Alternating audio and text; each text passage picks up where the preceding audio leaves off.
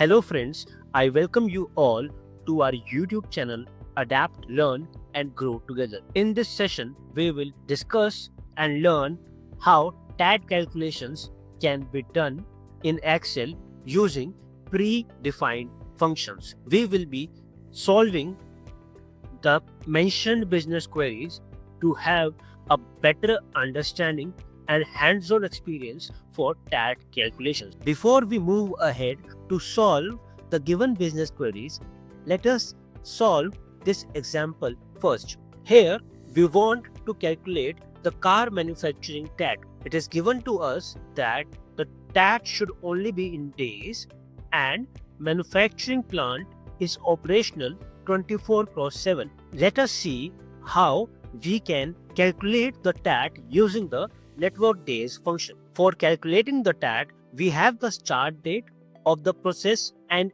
end date of the process. We will use the applied formula mentioned here to calculate the manufacturing TAT, considering the TAT should be in days and the manufacturing plant runs 24/7. Taking our first example for car 1, the start date is given to us is 24th January 2026 and the end date given to us is 31st January 2026. This is the formula which we are going to apply to get the final TAT. Here we have used three parameters inside this formula.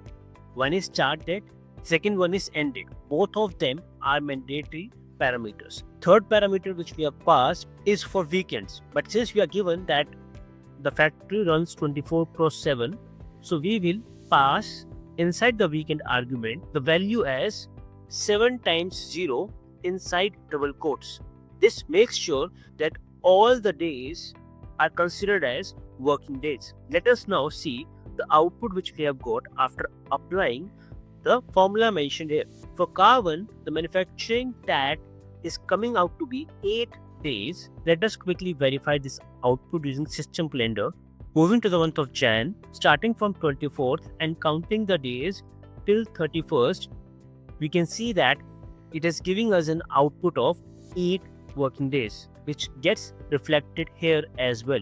Moving to our second example, which is car 2, the start date is given to us as 1st February 2026 and the end date is 2nd February 2026. Again, the formula applied is on similar lines what we applied for car 1. Here the output is coming out to be 10.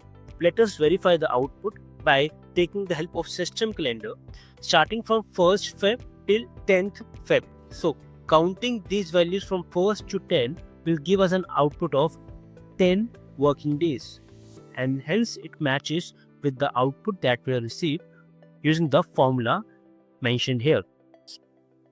Let us now move to our Excel sheet to solve these business queries. Starting with our first business query, which says calculate the employee office presence time in days and hours. To solve this business query, we have been given this data.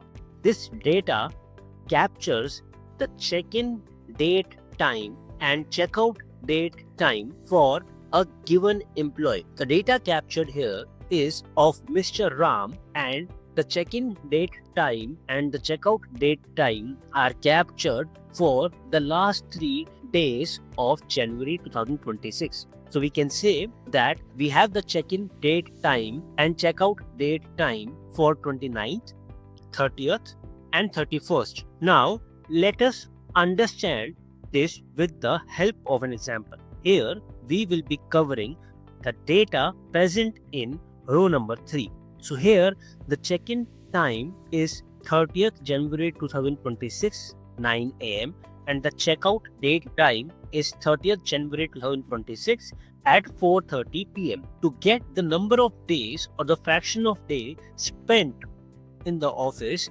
we will simply subtract the check-in date time value, which is B3 in our case, from the checkout date time, which in our case is the value present in the cell C3.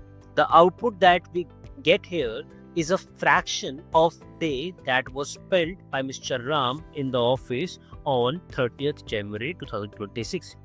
Now, if we want to calculate the overall hours spent in the office, we can achieve this by multiplying the days spent output with 24 as shown here.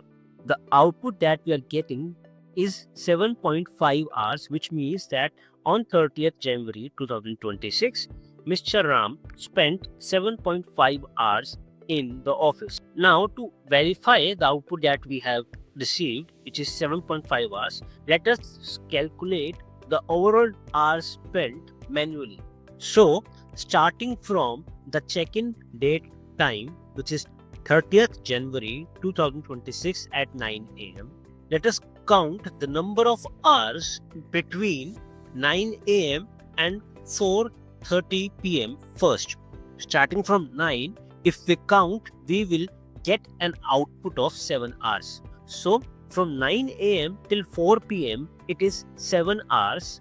Since in our case it is 4:30 p.m., which means half an hour more, adding half an hour more to 7 means that Mr. Ram has spent overall 7.5 hours in the office on 30th Jan 2026. On similar lines, we can calculate the days spent and overall hours spent in office for the other 2 remaining date time. I hope you found this session helpful. We will stop here for this session, and in the next session we will cover the remaining 2 business queries. I hope this session was helpful. We will meet again in our next session to discuss more on TAT calculations. I would like to thank you all for watching this video. Please like, subscribe and press the bell icon for future notifications.